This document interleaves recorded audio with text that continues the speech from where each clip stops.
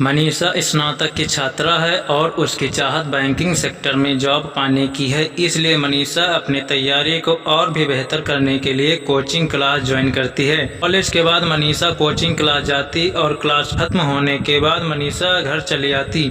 मनीषा के coaching class में 2 महीने पूरे हो गए और इस दौरान उसके कुछ फ्रेंड भी बन गए थे। उन्हीं फ्रेंड में से एक अभिषेक नाम का लड़का था जो दिखने में स्मार्ट था। अभिषेक पढ़ने में तेज था और वो मनीषा को पसंद भी करता था, लेकिन मनीषा इस बात से अनजान थी कि अभिषेक के दिल में उसके लिए प्यार है। क्लास में जब भी ग्रुप डिस्कशन होता तो अक्सर मनीषा के सवालों का जवाब अभिषेक ही देता। इस दौरान मनीषा के फ्रेंड्स को यह एहसास होने लगा था कि अभिषेक मनीषा को पसंद करता है। अभिषेक अपने दिल की बात मनीषा से कहना चाहता था, लेकिन कभी कहने की हिम्मत नहीं हुई। अब बैंक एग्जाम का नोटिफिकेशन आ चुका था। 3 महीने बाद एग्जाम होना था।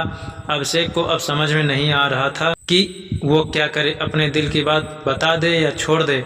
बहुत सोचने के बाद अभिषेक ने तय किया कि अब वो अपने दिल की बात मनीषा को बता देगा। अगले दिन अभिषेक क्लास में सबसे पहले पहुंच गया। थोड़ी देर बाद मनीषा भी क्लास में आई और अभिषेक ठीक मनीषा के पीछे वाले बेंच पे बैठ गया। अभिषेक की दिल की धड़कनें तेज होने लगी थीं। जैसे ही क्लास खत्म हुआ तो अभिषेक ने मनीषा से कहा, क्या तुम क्लास के बाहर मिल सकती हो? मुझे तुमसे कुछ बात करनी है। मनीषा क्लास के बाहर आ गई और अभिषेक से कहा, बोलो क्या बात करनी है? अभिषेक थोड़ा हिचकिचाते हुए बोला, मनीषा तुम मुझे बहुत प्यारी लगती हो। सच कहूँ तो मुझे तुमसे प्यार हो गया है।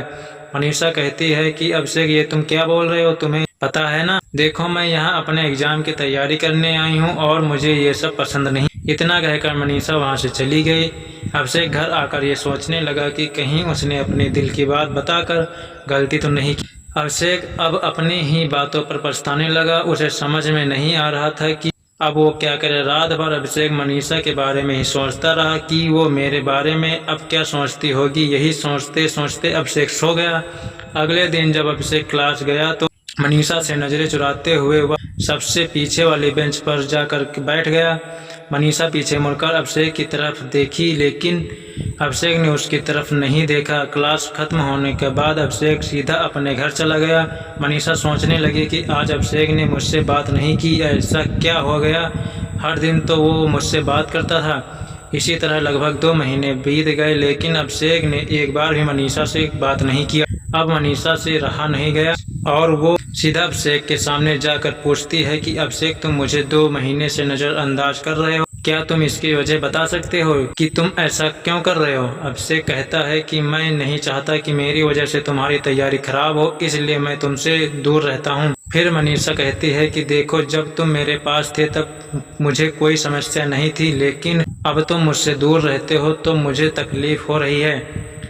पता नहीं ऐसा क्यों हो रहा है। अभिषेक कहता है कि क्या तुम मुझसे प्यार करती हो? फिर मनीषा कहती है कि तुम मुझे अच्छे लगते हो। अभिषेक कहता है कि मतलब तुम मुझे पसंद करती हो। मनीषा ने कहा कि अब तुम समझदार खुद हो तो समझ जाओ। इस तरह मनीषा ने भी बातों ही बातों में अपने दिल की बात बोल दी, लेकिन मनीषा ने एक शर्त रखी कि एग्जाम तक हम दोनों केवल पढ़ाई पर ध्यान देंगे। अभिषेक ने उसकी शर्त को मान लिया। अब दोनों बहुत खुश थे और सारा ध्यान अपने एग्जाम की तैयारी में लगाने लगे।